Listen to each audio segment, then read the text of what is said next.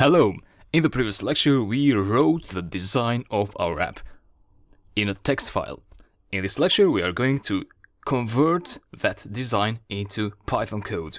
Let's do that. So let's open PyCharm.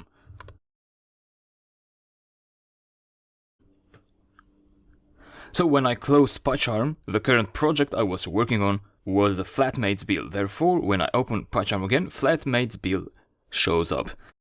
If another project shows up in your case, then you can go to File, Open Recent, and find the Flatmates build project in there. Right.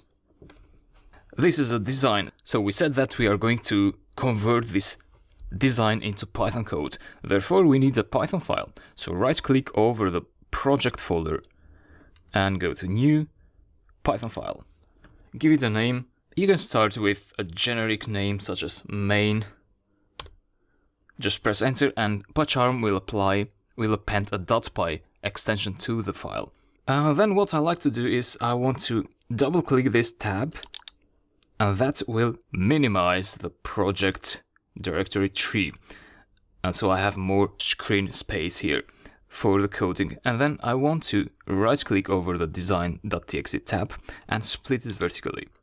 So I see the design here and I can code in here. So we talked about having three types of objects, in other words, classes. Let's start. Class, bill, a column,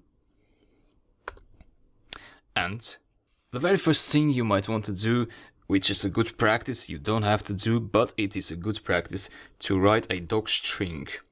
So write 6 double quotes there, and in the middle, press enter. So we have 3 double quotes here, 3 double quotes here. And here we can write a description what this class represents.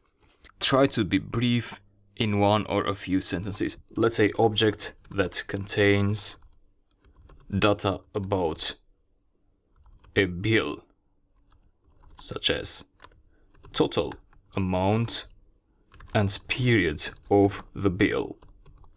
So that's what this type more or less represents. So that is a docstring which can be used later on when the programmer reads this code and they want to know what this class is for. So they can read this description here. So this is like a comment that Python will ignore. It will not treat it as code. So immediately you can see that when I hover the mouse on top of the class, you see this documentation. Object that contains data about a bill, such as total amount and period of the bill. That's what we wrote as the docstring. So PyCharm shows it as part of the documentation now. Right. Then comes the init method with a self parameter inside. Now self, you know that self is a default parameter, which is a must for the init method. So to refresh your memory, the init method is the method that constructs, it's like a constructor of the object instance created by the object type. So the object type is this bill, and the object instance is the one that will be created by the bill class, by the bill blueprint. Right, so self, we need self. Then what else do we need here? Well, let's look at our design. So we said we need an amount and a period. So a bill, to be complete, a bill, a real bill, think of a bill, you get those electricity bills, right? Those persons who create those bills, to be complete, that bill needs an amount. Because it doesn't make sense otherwise, a bill without an amount. And a period. And then create 2 instance variables, self amount equal to amount and self.period equal to period. Right. Now PyCharm also allows you to automatically generate, semi-automatically generate these 2 instance variables by going to, starting from the last parameter. So click over somewhere in the parameter, press Alt Enter, and then enter again, and then enter again. And you see that PyCharm automatically creates an object instance which is equal to the parameter. Same for amount, Alt enter, enter, enter. However, I wouldn't recommend you to do this. I would highly recommend you to type things manually until you get used to the Python syntax. You can use a pen and a paper to note down these shortcuts and use them later as you get a bit more familiar with Python. Right, so that's the build class. Do we have any methods for the build class? No, so just move along with the next class. It's a good practice to leave 2 empty lines after you start writing the next class, which is flatmate. Again, let's write a docstring between these triple quotes. Let's say create a flatmate person who lives in the flat and pays a share of the bill. Yeah, that's okay. It's enough to give us an idea what this flatmate class is about. So in the docstring, what I try to do is I try to mention the name of the class, so creates a flatmate, but then I also try to give some more information if I can to identify that object, because it's obvious that this flatmate class creates a flatmate, right? So maybe we don't have to write that, because those who are going to read our code, other programmers or even us, after a while when we forget what we wrote, so we know that this creates flatmates. But here I'm giving some extra information to make it more clear that it's a flatmate, it's a person who actually lives in a flat and pays a share of the bill. That's enough. Then go ahead with init. So here is the other trick. In PyCharm, I can press enter now to autocomplete the init method definition, but again I suggest you to type in manually. So we have self as a parameter, we have name, we have days in house, and that's all we have as parameters. And I'm going to create instance variables out of days in house and out of name. So self.name is equal to name, self.days in house is equal to days in house. So when we initialize this flatmate, whatever it is supplied to flatmate, so let's say 20 for days in house, that 20 is going to be assigned to self. We'll see that in just a bit. Then leave a line empty and go ahead with the next method, which is pays. Self and bill.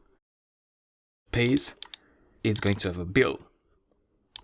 And then, so what we're doing now is we're not working with the implementation. We're just writing a frame, an empty frame of our program. So what I'm trying to say is that the method will be empty for now. How do you write an empty method? Well, by just using the Python pass statement.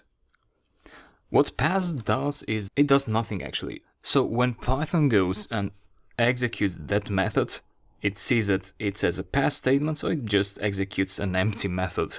It doesn't return anything. Now, in PyCharm, sometimes you get these lamp icons. If you click here, PyCharm will suggest you to reformat the file. Now, PyCharm will not change your code. It will just change some styling things, like add maybe another empty line to make the code look cleaner.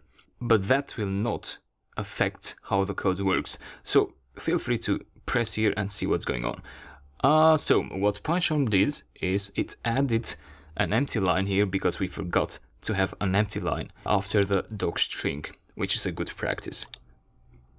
So when I clicked that option, an empty line was added in here and also in here. Cool. let's go with the next PDF report class. A docstring creates a PDF file that contains data about the flatmates, such as their names, their due amounts, and the period of the bill. That should be okay. Then make a line, and in the next line write the init method. Make sure that all these methods are indented 4 spaces. You see that this method is 4 spaces to the right compared to the class definition line in here. Same for these other methods.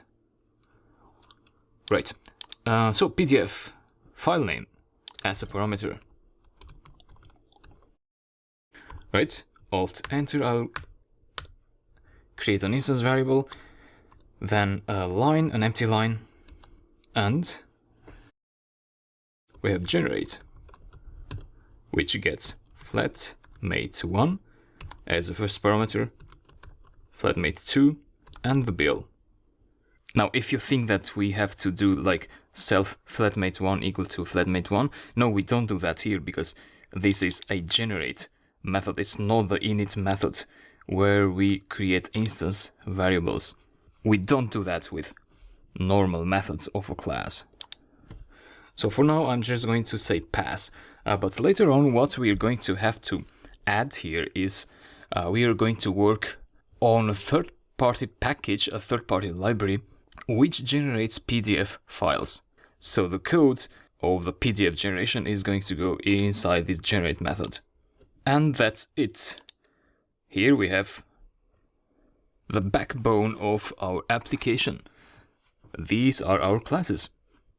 So just to give you some more context of what's going to happen afterwards is that we can use these classes like so. Let's say John and Mary live in the same flat and it's March 2021 and they got the electricity bill for March 2021. So bill, the amount of the bill was 120. The period is March 2021. Right? Who are the flatmates? Well, John. It could be a variable, any variable. Flatmate. Okay, we have name for John equal to John. How many days did John stay in the house? Let's say he stayed 20 days in the house for that period. Same for Mary. Mary equal to flatmate. So here we are using flatmate 2 times. We make use of the flatmate blueprint to create as many flatmate objects as we want. Name is Mary. Days in the house, 25 maybe. Okay. Then, basically what we want to do then is print John pays.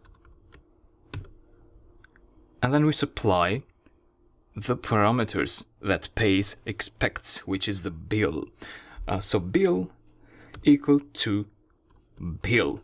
Now, so what does this mean? Well, bill is the name of the parameter.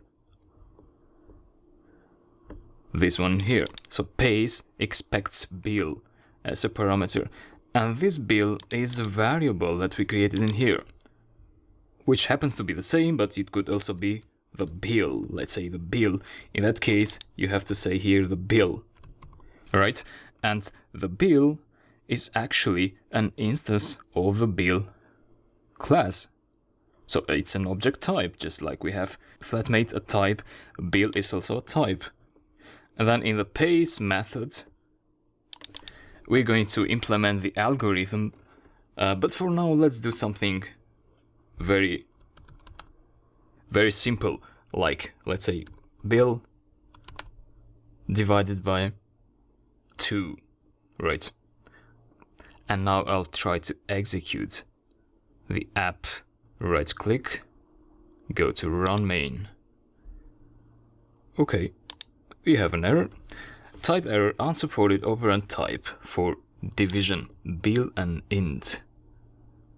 So what's happening here is that this is happening in this line. So if I click that line, it will point to this line, which is where the error occurred. So Python says that you cannot divide a bill object by 2, of course, because a bill type is just a bill type. I mean, Python doesn't know how to divide a bill by 2, right?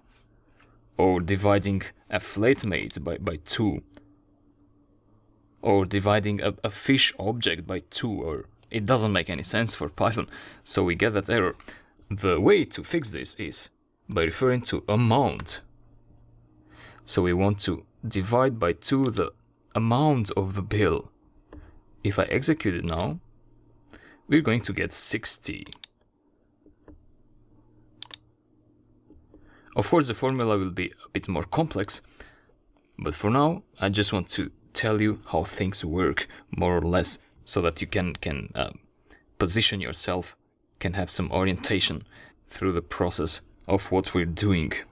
So let me close this lecture.